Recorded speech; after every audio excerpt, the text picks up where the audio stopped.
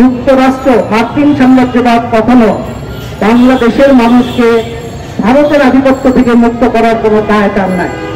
তার দায় সেটা হচ্ছে ভারতের আধিপত্যের সাথে, আধিপত্যবাদের সাথে, ভারতের স্বার্থের সাথে সংগতিপূর্ণভাবে, সম্মিলিতভাবে নিজের স্বার্থ এবং এজেন্ডা বাস্তবায়ন করে।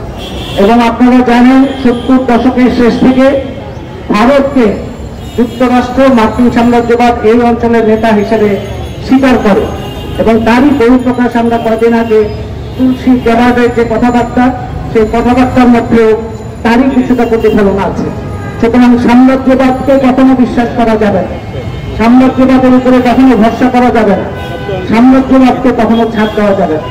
এবং এই অন্তর্বর্তী সরকার যারা গণ অভ্যুত্থানের উপর দাঁড়িয়েছে তাদের কাছে আমাদের পরিষ্কার বক্তব্য হবে, যদি বাংলাদেশে গণতান্ত্রিক রূপান্তর করতে হয় তাহলে ভারতের আধিপত্যবাদের বিরুদ্ধে লড়াই, মার্কিন সাম্রাজ্যবাদের বিরুদ্ধে লড়াইয়ের সাথে একসাথে যুগপথ এবং তার সঙ্গে সংগতিপূর্ণভাবে অগ্রসর করতে হবে।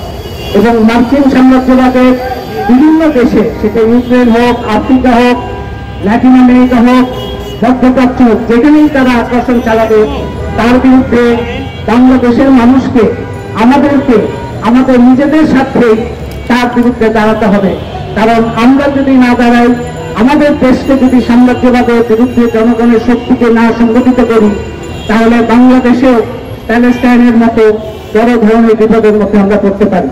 সেই জন্য সাম্রাজ্যবাদের বিরুদ্ধে লড়াই, প্যালেস্টাইনের মানুষের পাশে দাঁড়ানো, এটা তাদের শুধুমাত্র ফিলিস্তিনি মানুষের জন্য না, আমাদের নিজেদের জন্য, আমাদের নিজেদের স্বার্থে, আমাদের নিজেদের প্রয়োজনে এবং পুরা বিশ্বের প্রয়োজনে আমাদের সেই মোকাবেলা করতে হবে এবং দাঁড়াতে হবে।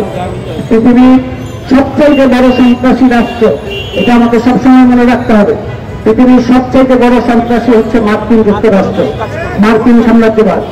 এবং তারাই বিভিন্ন দেশে ইসলামপন্থী, ধর্মপন্থী এবং বিভিন্ন ধরনের শক্তিকে প্রতিপালন করে তাদের নিজেদের স্বার্থে।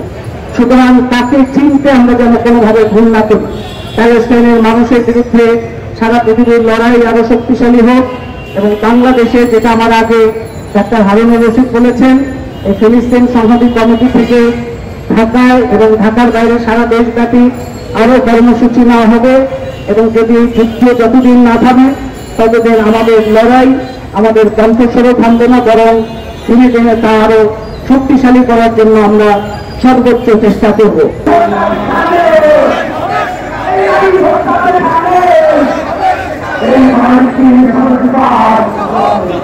এই ঈদে জামা জুতো অ্যাক্সেসরিজের ডিসকাউন্ট।